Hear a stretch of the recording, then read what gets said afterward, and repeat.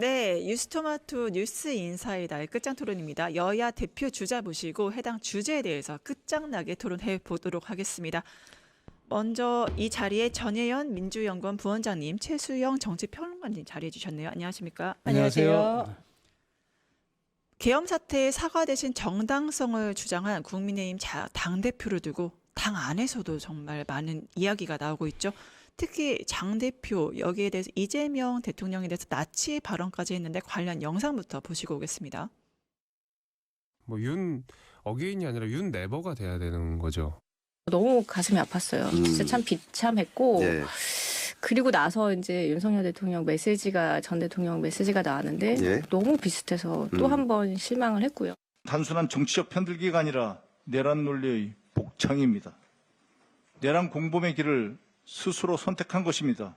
우리가 황교안이다 외쳤을 때 사실 황교안 대표의 결과까지 승계하겠다는 것이라면 섬뜩합니다. 대통령이 직접 나치 전범 운운하며 국민을 겁박하고 있습니다.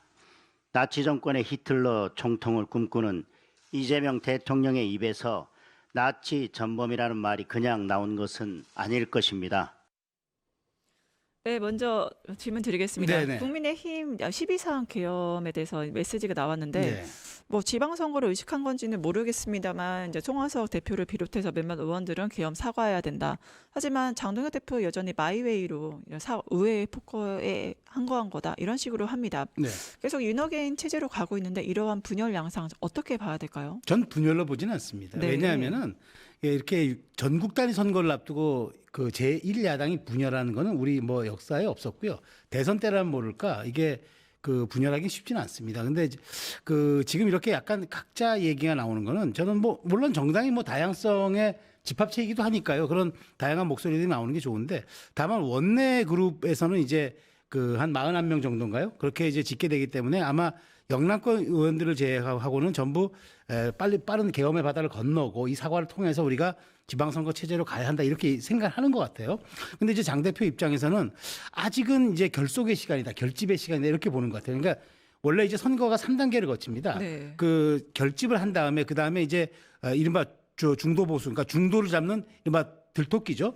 그걸 우리가 동원을 한다 그러고 네. 마지막에 그게 이제 동원이 된 상태가 돼서 1대1 여야 구도가 된다 그러면 막판 단계는 이제 상대표까지 뺏어오는 이른바 전향. 이 3단계를 거치는데 아직 장 대표는 결집의 단계가 끝나지 않았다고 보는 것 같아요. 그러니까 원내에서는 여러 가지 이제 지역 구민들의 의사도 듣고 하는 과정을 통해서 네. 원내에서는 사과를 통해서 빠르게 이걸 건너가고 지선 체제로 좀 돌입해야 된다고 보는 것 같지만 장 대표는 아직도 우리가 실망감과 그다음에 여기서 이탈된 우리 지지층들을 좀 더 견고하게 만든 다음에 네. 그다음에 이제 새해부터 좀 더 동원과 전향의 단계로 나가겠다 이런 전략적 판단을 통해서 원내대표와 당대표가 약간 역할 분담 내지는 투톱의 약간 일종의 전략적인 분담을 하고 있다 이렇게 보는 게 맞지 이게 뭐 당내 분열의 전초전이다 신호탄이다 저는 그렇게 보는데 동의하지 않습니다. 네, 당내 분열의 전초전 신호탄을 보지 않는다고 하셨는데 지금 사과 없는 국민의힘의 행태에 대해서 당내에서도 부글부글 하고 있잖아요. 그 김재섭 의원 같은 경우도 사과 없으면 집단행동하겠다 반발하는데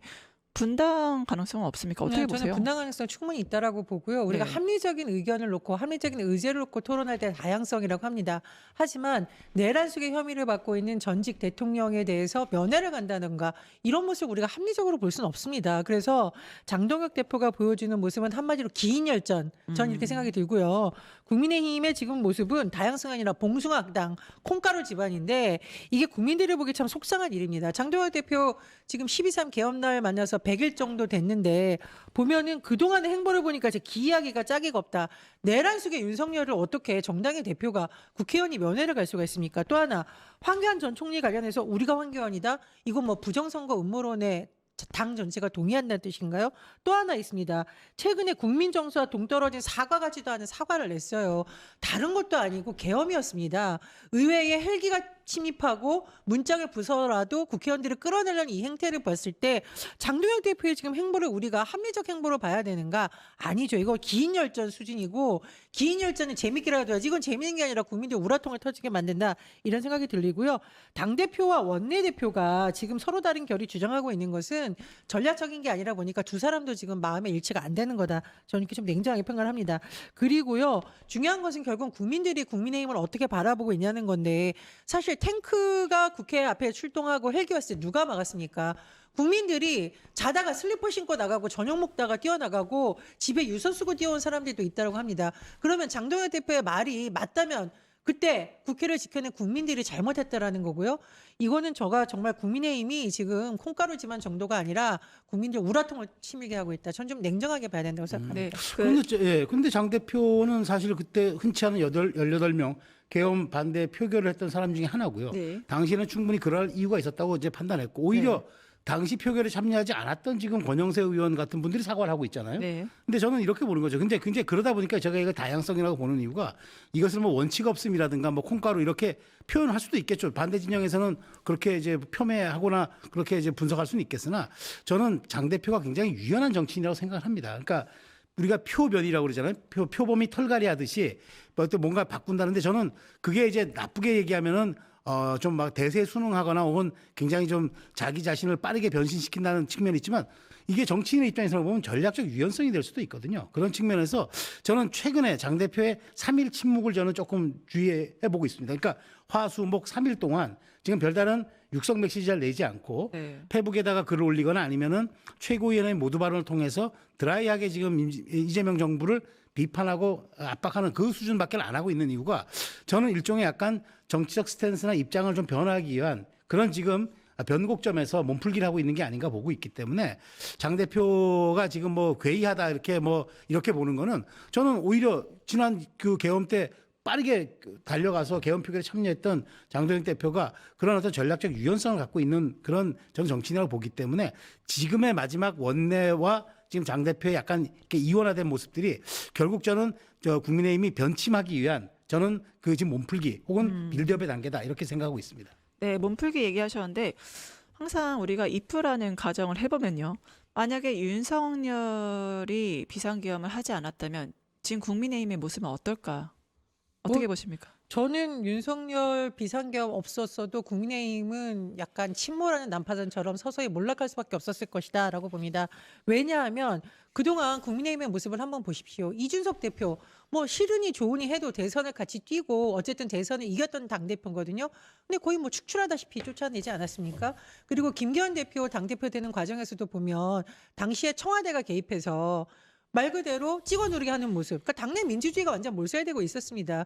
그 이후의 모습도 보면은 제대로 그러면 쓴소리를 함으로써 최소한 국회의원으로서 헌법을 지키려 노력을 했느냐? 저는 아니었다고 보여.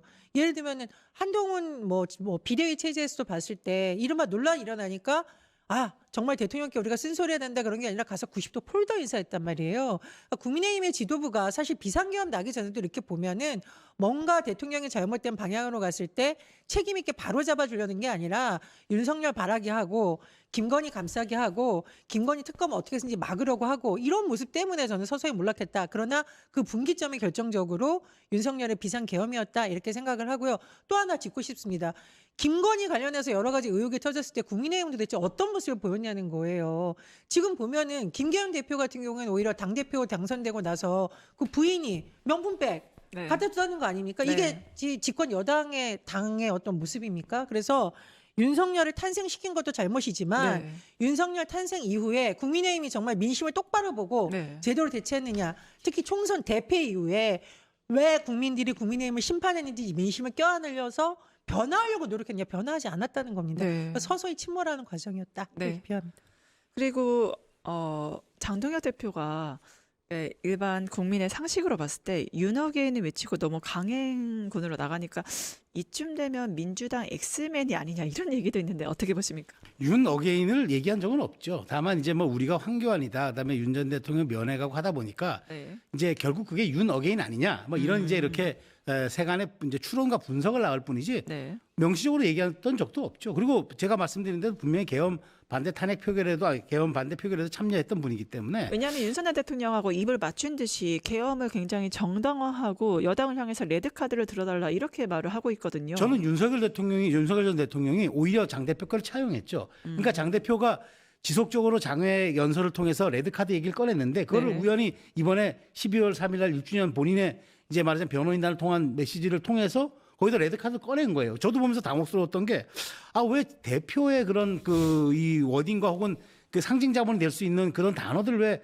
이 전직 대통령이 차용하나. 오히려 전 사실 여기서 하나 지적드리고 싶은 거, 사과는 사실 윤 전 대통령이 해야 되는 거예요. 국민의힘도 사실 어찌 보면 그 광의 피해자인 거예요. 좀 전에 우리 전 교수님 잘 지적해 주셨지만 사실 국민의힘이 그동안 당정일체, 그다음에 뭐 일종의 뭐 용산 출장소 이런 역할 자임하다가 결국에는 이렇게 지금 몰락의 길을 겪었던 거 아닙니까? 네. 그러니까 거기서 이제 반성의 길을 사실 국민의힘도 가야 하지만 더 중요한 거는 그렇게 정치 경험이 일천하면서 당을 종속화시키려 했던 그 윤석열 전 대통령의 정치 행태에 문제가 있었는데 이제 와서 본인이 영어의 몸이 되고 재판받고 있는 상황이 되니까 당의 당대표의 그 핵심 메시지를 차용해서 그것을 거꾸로 내가지고 마치 본인이 국민의힘과 일체인 것처럼 이렇게 도용하는 거, 저는 이거 대단히 잘못된 거라 보고 저도 많은 비판을 했는데요.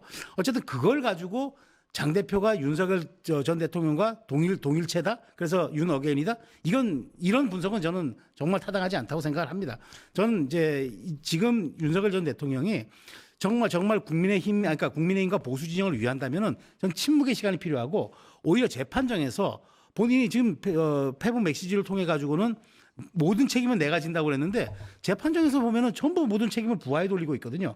이게 보수 진영에서 보거나 국민 전체에서 봤을 때 책임 혹은 헌신, 가치 이런 걸 놓고 보면 보수의 어떤 그런 이념들에 대해서는 전혀 이게 일치되지 않는 부분이기 때문에 네. 오히려 저는 윤 전 대통령이 반성해야 한다. 이걸 국민의힘에게 귀책 사유로 돌리는 거는 이건 오히려 꼬리가 몸통을 흔드는 격이라고 저는 봅니다. 국민의힘 기책사유 잡는 건 좀 무리가 있다고 하는데 전혜연 부원장님 어떻게 보십니까? 반론이 있어요? 이게 꼬리와 몸통의 관계가 아니라요. 윤석열을 탄생시킨 모체와 결과물의 관계니까 책임을 져야 되는 거죠. 국민의힘이 어떻게 피해자입니까? 국민이 피해자죠. 국민의힘을 왜 지지해줬어요? 민생 살리고 그래 한번 잘해봐라. 윤석열 대통령 왜 뽑아줬습니까? 국민의힘에서 후보로 뽑은 다음에 정의와 상식, 정의 얘기하지 않았습니까? 과연 정의로 갖고 공정했어요? 저는 정말 그렇게 얘기하면 안 된다. 그것은 마치 그 국무위원 중에 한 명이 본인이 피해자라는 식으로 얘기했다가 재판장에서 혼나지 않았습니까? 고위공무원으로서 그렇게 얘기하면 안 된다. 그래서 내란 수계를 탄생시킨 정당으로서 우리도 잘못했다 이렇게 해야지 국민들이 인정을 해주지 우리는 피해자다 그러면 국민들이 더 화날 거다 이런 생각이 들고요. 그리고 장동혁 대표 민주당의 엑스자맨이란 말 저도 싫습니다. 민주당에서 이런 사람 안 봤습니다. 민주당이 감히 비교할 대상이 아니라는 생각이 들고 또 하나 우리가 아무리 정치가 상대방이 좀 못해서 반사익을 얻고 싶은 그런 행태가 일부 있었다고 하더라도 민주당 지금 집권 여당입니다. 장동혁 대표가 야당으로서 제대로 오히려 역할을 잘해주는 것이 국정 운영에 도움이 되는 것이지 저렇게 극우세력과 몰려다니면서 의회 마비시키려고 한데 시도했던 거 이거 정말 나라를 위해서 옳지 않습니다. 특히나 지금 저희가 트럼프 정부 탄생에 얼마나 어려운 환경에 놓여 있어요. 그러면 여당 야당을 떠나서 최소한 국회로서 정당으로서 해야 될 일을 하는데 그것도 제대로 했냐 저는 의문입니다. 그래서 장동혁 대표가 정신을 차리기 바랍니다.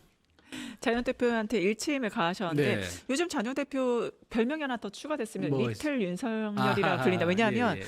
윤석열 씨가 과거 행태를 봤을 때 입틀막으로도 유명했고 자기 싫은 사람들 얘기 듣는 것도 싫어하고 만나기도 싫어했는데 똑같은 행보를 좀 보이고 있다. 리틀 윤석열이다 이렇게 보이는데 어떻게 평가하십니까? 글쎄요, 전 뭐 언론에서 그런 분석을 하는 건 봤어요. 그런데 네. 그게 리틀 윤석열 저는 전혀 그 말이 저는 와닿지 않는 이유 중에 하나가 윤석열 전 대통령은 고집스럽게 짝이 없었어요. 그런데 전 장 대표는 굉장히 잘 변하는 사람이에요. 뭐 제가 개인적으로 조금 알지만 좀 유연합니다. 유연합니다. 대단히 유연합니다. 그리고 이제 뭐랄까 유연한데 왜 이렇게 강성 발언과 강성 행보를 보이시는 거죠? 제가 아까 말씀드렸잖아요. 네. 3단계 이게 정치 이론 중에 하나인데 그다음에 결집, 동원, 전향입니다. 아. 근데 아직 결집의 시간이 끝나지 않았다고 보는 것 그러면 같아요. 자기 정치하는 거네요? 뭐 정치인이 자기 정치하지 자기 정치 안 하고 남의 정치하는 사람 뭐 보셨나요? 선당 후사해야 되지 않습니까? 선당 후사. 네. 뭐 사실 따지고 보면 네. 정청래 대표도 자기 정치하는 거고, 그러니까 모든 정치는 사실 자기 정치라는 겁니다. 네. 근데 선당이라는 게 저는 사실 그 국민의힘 구성원이라면은 다 그렇게 선당을 해주는 게 맞는데 당 대표가 되거나 하면 조금 다른 건 있어요. 왜냐하면 본인이 뭔가 대표 시절에 이 당의 뿌리를 착근하려고 해요. 근데 사실 장 대표 입장에서는 자기 세력이 없어요. 이른바 친장이라고 하는 의원 세력도 없을 뿐더러 사실 지난번 당선될 때도 좀 강경한 그런 보수 당원들의 힘을 얻었고 또 이른바 유튜버 세력들의 약간 지지도 받았고 그러다 보니까 좀 약간 뿌리가 취약한 점은 있기 때문에 그것을 지금 공고화하기 위해서 조금 더 그런 자기에게 지지를 보내는 이른바 콘크리트 지지층에게 좀 소구하는 듯한 모습을 보이지만 네. 그것이 결국 장동혁의 캐릭터고 장동혁의 정치 자본이다. 전 그렇게 보지는 않고 있어요. 그래서 장동혁 대표가 지금 저는 그 이틀 윤석열이다. 그거는 이제 정말 모르고 하시는 말씀인데 장동영 대표가 사실 요즘에 뭐 저녁 약속이 잦고 뭐 기자들과 만났는데 술을 많이 먹는다. 일각에서는 그런 얘기도 하는 것 같은데 아니 그럼 정치인이 사람 만나지 누굴 만납니까? 다만 폐쇄된 공간에서 모르는 사람들과 술을 먹고 그런 데서 의사결정하는 게 그게 폐해인 거지.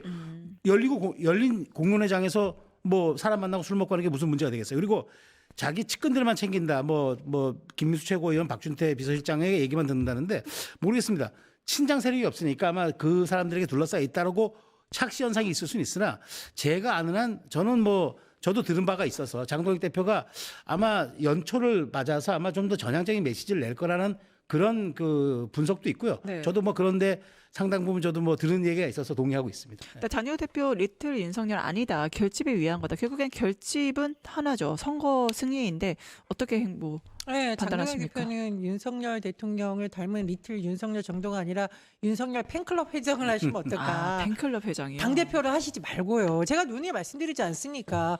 어쨌든 그 많은 국회의원들과 함께 한 정당 제1야당의 지금 대표를 하시고 있는 거예요. 그러면 민심에 맞는 정치를 하셔야 되는데 본인만을 위한 정치를 하는 게 정말 문제가 되는 거죠. 똑같이 자기 정치를 하더라도 이것이 민심과 맞고 시대 정신과 맞으면 국민들이 지지해 주는데 그게 아니니까 당내에서도 지금 반발이 나오는 거 아닙니까? 저는 이렇게 가다가는 1월 안에 잘못하면 지도부 붕괴된다. 왜냐? 1월에 김건희 씨 재판 결과가 1심 지금 예정되어 있습니다. 아마 한덕수 전 총리에 대한 1심 재판 결과도 1월에 나올 거예요.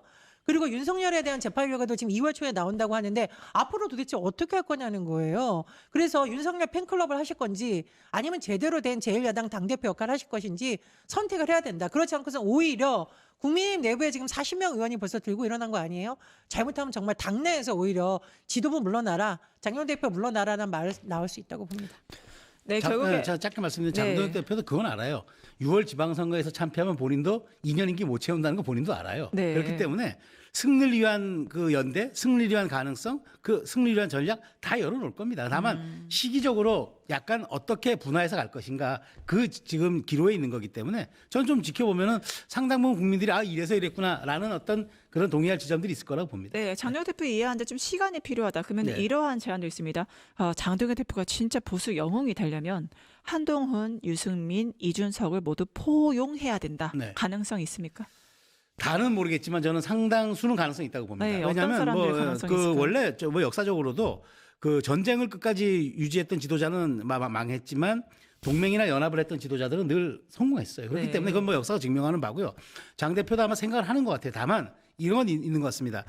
한동훈 전 대표와의 또 인연도 있고 해가지고 한동훈 전 대표가 지금의 국민의힘에 안에 들어오거나 지금 빨리 자리를 잡는 거에 대해서는 약간 경계심이 있는 것 같아요. 그렇지만 그 승리를 위한 가능성이라면 장 대표도 모든 걸 열어두고 가야 되고 아까 말씀드린 것처럼 실질적으로 지방선거에서 유의미한 성적을 거두지 못하면은 장 대표에 대한 리더십은 뭐 형해야 될 거고 그다음에 장 대표가 가지고는 앞으로 이 보수 정당 이끌어가지 못한다는 얘기가 나올 텐데 그러다 보니까 재선의 장 대표 입장에서는 지금이 굉장히 어찌 보면 독이 든 성배 같은 그런 느낌을 받을 겁니다. 그런 측면에서 저는 전략적 연대 저는 유승민, 이준석 다 가능성이 있다고 봐요. 다만 한동훈 전 대표와의 관계는 어떤 식으로 좀 그 시기적으로 그다음에 방법적으로 어떻게 풀어나갈 것인가. 왜냐하면 이거는 본인이 당내 세력의 공고화 혹은 당내에서 친장 세력의 구축과 맞물리는 거기 때문에 네. 그거와 연동되는 건 있지만 분명한 건 연대를 통한 이번 지방선거 돌파. 그러지 않으면 어려운 게 이번 지방선거는 여권과 1대1로 구도를 만들지 않으면 이건 이길 수가 없는 구도예요. 그렇기 때문에 분열은 필패를 의미하기 때문에 어떤 식으로든 동맹과 연대를 강화할 수밖에 없다. 그런데 그 어떤 장 대표도 인식을 하고 있는 것 같아요. 네, 그 미디어 토마토가 최근 여론조사가 나와서 굉장히 흥미로운 지점이 있는데 중도 진보층에게 물어보니까요. 만약에 보수를 이끌 때 가장 두려운 상대에 대해서 중도는 한동훈이 나왔고요. 진보는 유승민이 나왔습니다. 이 결과를 어떻게 해석해야 될까요?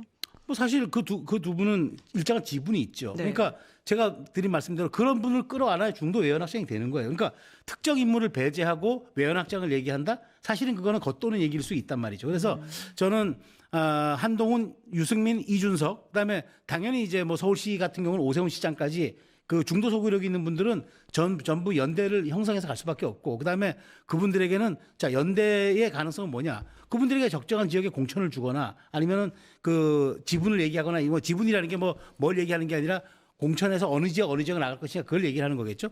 그런 정도의 어떤 전략을 세우지 않는 한 사실은 어려울 수밖에 없어요. 그래서 그 시기의 문제지 이거는 결국엔 그렇게 갈 수밖에 없다. 그래서 뭐 이준석 대표라든가 유승민 전 의원은 최근에 요새 약간 말씀을 좀 아끼고는 있긴 하지만 아마 본인도 여러 가지 앞으로 닥칠 상황에 대해서 여러 가지 전략적 고려를 하고 있을 거로 저는 봅니다.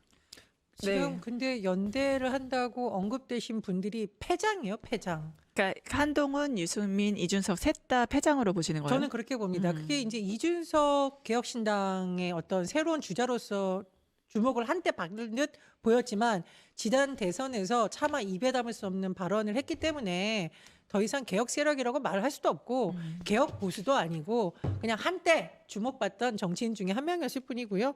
유승민 뭐 한동훈 마찬가지입니다. 선거 때 나가서 선거 다 졌잖아요. 네. 이런 세력을 다 모아서 1대1 구도를 만든다? 글쎄 당장 내부에서도 잘 동의를 받기 어렵다 이렇게 생각이 들고요. 또 하나 있습니다. 만에 하나 그러면 장동혁 대표가 이런 주자들하고 연대를 하려면 정광훈, 전한길, 아스팔트 보수와의 관계 설정을 해야 되는 거죠. 예를 들면 유승민 전 의원만 하더라도 전한길, 정광훈 이런 사람들이 배신자로 보고 있지 않을까요? 네. 당장 지금 길거리 태극기 부대 한번 나가보십시오. 저도 거기 지나가는데 무서워요. 땡땡땡 배신자 뭐 어떻게 해야 된단 말이 나오는데 장동혁 대표 입장에서는 본인이 당대표 선거 과정에서 본인을 강력히 지지했던 것으로 추정되는 세력과 과연 손절할 수 있겠느냐. 그래서 장동혁 대표가 저기는 본인을 지지해줬고 본인에게 지금 청구서를 내밀려고 하는 세력 그리고 본인이 극으로 갈수록 밀어주려고 하는 세력과 거꾸로 그 세력과 절여들어야 된다고 주장하는 사람들과 사이에서 지금 좀 갈팡질팡하고 있다. 결단을 하지 않으면 둘 다 놓친다. 이렇게 봅니다. 네, 김은국 보수 우파, 그러니까 윤석열 대통령은 지지해서 굉장히 많이 스포트라이트 받으셨는데 이런 비판을 했습니다. 필요 없으면 다 버려진다. 결국엔 이 장동혁 체제에서의 이러한 행보들, 그 다음에 이 보수 우파들의 행보들, 뭐 전환기도 그렇고 지금 정광훈 나왔는데 다 그러니까 쓰임을 다 하고 버려질까요? 글쎄요, 저는 뭐 각 모든 인물들마다 그 역사의 변곡점 혹은 과정에서 역할들이 있으리라고 봐요. 근데 저는 전한길 씨는 저는 어쨌든 저는 운명을 다했다고 보는 이유가 네. 뭐 쓰임이 다했다기보다는 당시 탄핵 국면에서 뭔가 보수 세력에게 결집할 수 있는 그런 뭐랄까 스피커가 필요했을 때 그 역할을 다한 거지 실제로 지금의 새 정부가 출범하고 그다음에 이제 지방선거라는 전국 단위 선거를 앞두고 있는데 그렇게 특정한 진영의 과대표집된 목소리를 내는 분들이 여기에서 설 자리가 있을 것인가. 저는 이거는 흐름 속에서 보는 거지 누가 내칩니까? 누가 내치고 누가 중용합니까? 사실 주어가 없는데 그렇게 놓고 보면요. 저는 누가 내친다는 거죠. 그러니까 그거는 이제 아마 시대의 소임을 다한 사람들이 역사의 뒤안길로 퇴장을 한다 이런 것으로 해석하는 게 맞을 거라고 저는 보고요. 가장 중요한 건 저는 이제 그 전한길 혹은 뭐 이제 뭐 정광훈 이런 사람들로 대표되는 일종의 극우 아스팔트 뭐 이런 분들이 장외 세력들 이런 부분들이 저는 이제 최근에 보면 제가 장 대표의 전략적 침묵이라고 얘기하는 게 그쪽에 대한 언급 빈도라든가 그쪽에 대한 어떤 관계 설정 이런 것들이 현저하게 줄었고 오히려 등거리를 하고 있어요. 그리고 전한길 씨도 외국에서 지금 돌면서 뭐 여기에 대한 언급들을 좀 자제하고 있는 게 어떤 형태로든 이제 이런 것들이 도움이 안 된다는 걸 알 겁니다. 그리고 그것은 그때 당시 결집의 신호로서 쓰임새를 다한 거죠. 그런 측면에서 앞으로 이런 것들이 저는 없으리라고 보고요. 다만 지금 조금 전에 말씀하신 것처럼 뭐 유승민 한동훈 이런 사람들이 전부 패장이고 이제 한때 이제 평가를 받았기 때문에 더 이상 쓰임새가 없을 거다. 저는 그렇게 생각하지 않아요. 노무현 전 대통령은 선거에서 늘 승리했기 때문에 지도자의 반열에 올랐습니까? 어느 순간에 다시 필요할 때 되면은 국민이 불러줄 때가 있을 겁니다. 다만 그 과정에서 나의 정체성과 신념, 가치들을 잃지 않고 꾸준하게 나의 정체성의 메시지를 발신했느냐 이게 저는 국민적 평가의 최후 이제 수단이 그러니까 기준이 될 거라고 보기 때문에요.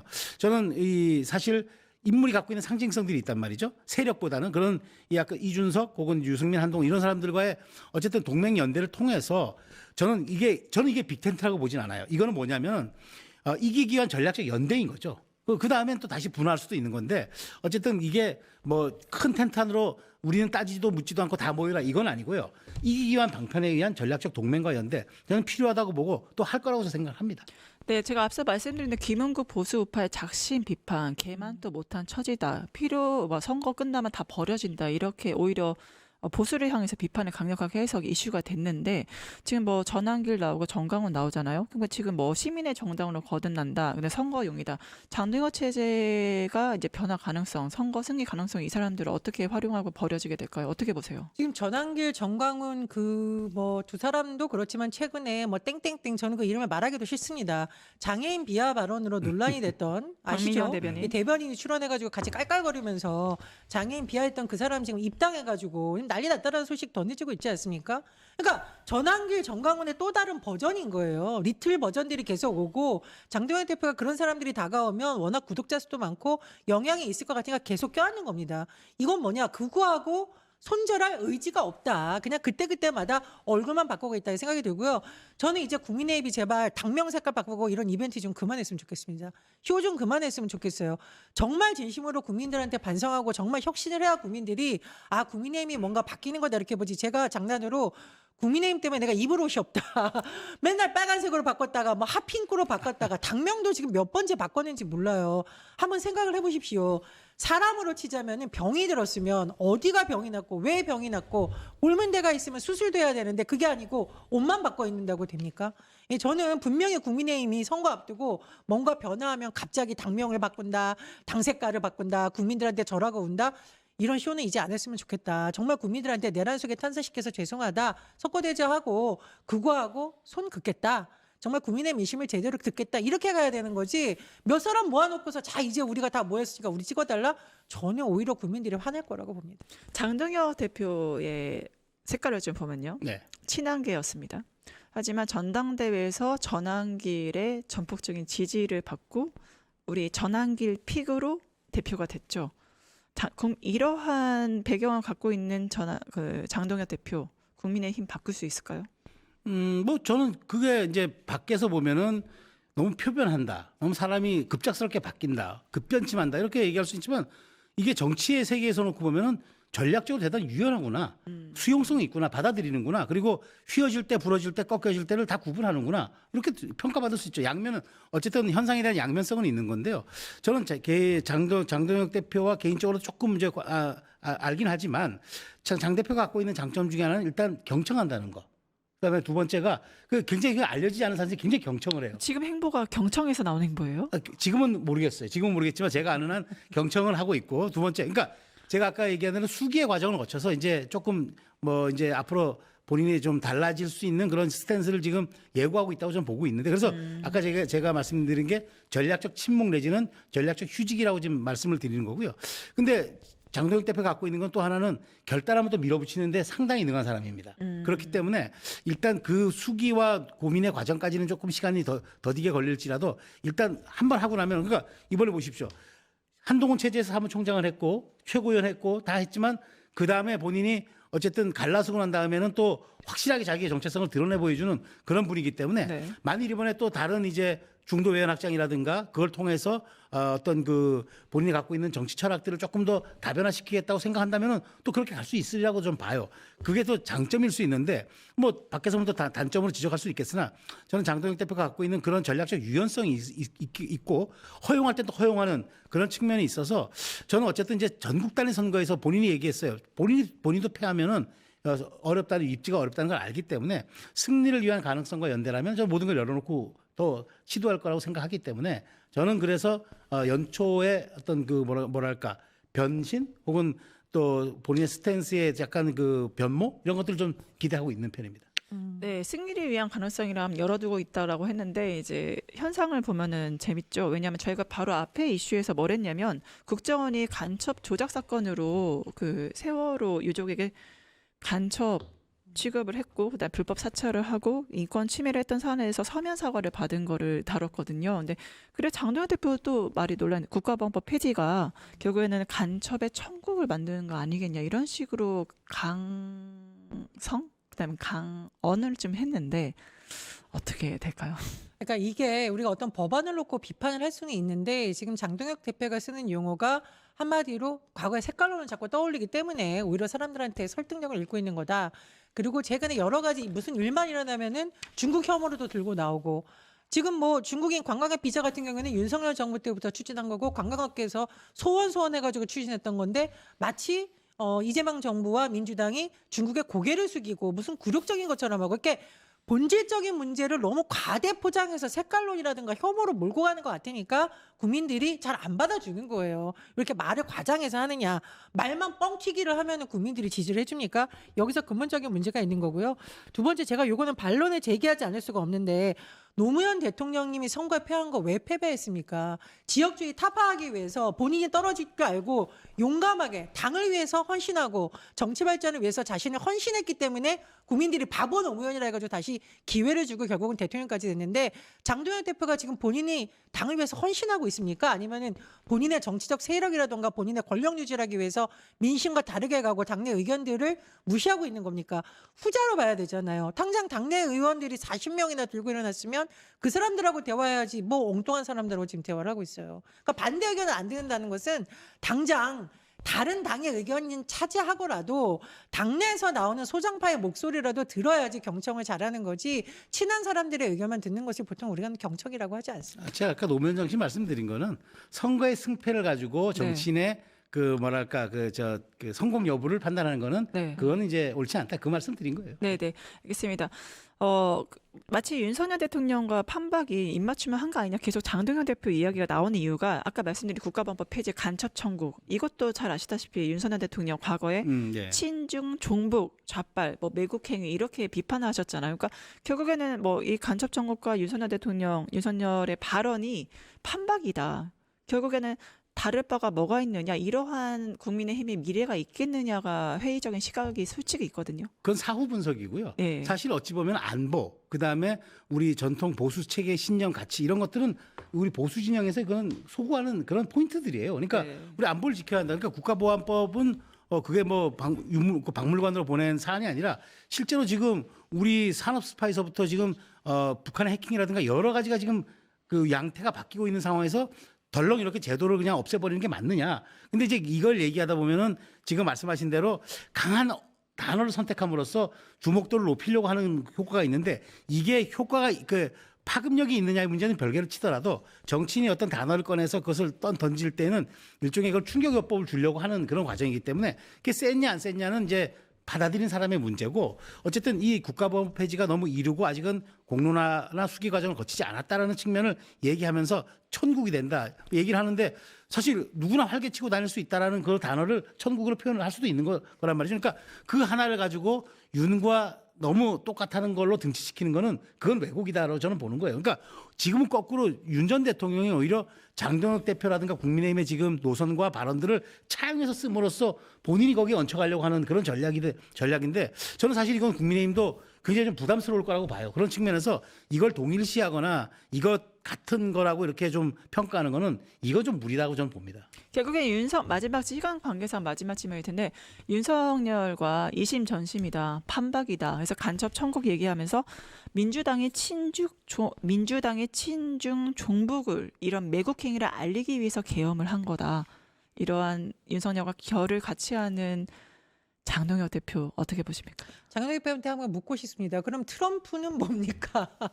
이재명 대통령의 외교 행보를 극찬하고 이재명 대통령과 뭐 사진 찍고 뭐 근감 받고 웃었던 그런 트럼프 대통령은 지금 종북 세력하고 손을 잡고 있는 겁니까? 그러니까 이런 말도 안 되는 주장을 하니까 사람들이 좀 어이없어 하는 겁니다. 야당이 실력을 인정받으려면 정확하게 팩트를 탁 집어서 민심에 맞게 정확하게 해야 되지 과격한 용어를 쓴다고 해서 국민들이 홍보해 주는 거 아닙니다. 더군다나 우리나라는 색깔론으로 인해서 또 혐오로 인해서 얼마나 많은 사람들이 피해를 입었어요. 그러면 오히려 그런 걸 안 쓰면서 품위 있는 보수로 해도 찍어줄까 말까인데 지금 윤석열이 툭하면 들고 왔던 반국가 세력을 더 과격한 용어를 쓰고 있다. 그리고 제가 솔직히 한번 묻고 싶습니다. 진짜 반국가 세력이 누굽니까? 지금 특검 과정에서 드러나는 거 보면은 군 관계자들의 증언 나오고 있잖아요. 북한의 원점 타격까지 검토했었고, 네. 북한을 도발하려고 풍선을 먼저 보냈고, 오물풍선 먼저 보냈고, 네. 뭐 북한의 주요 지점을 어떻게 하려고 했고, 예.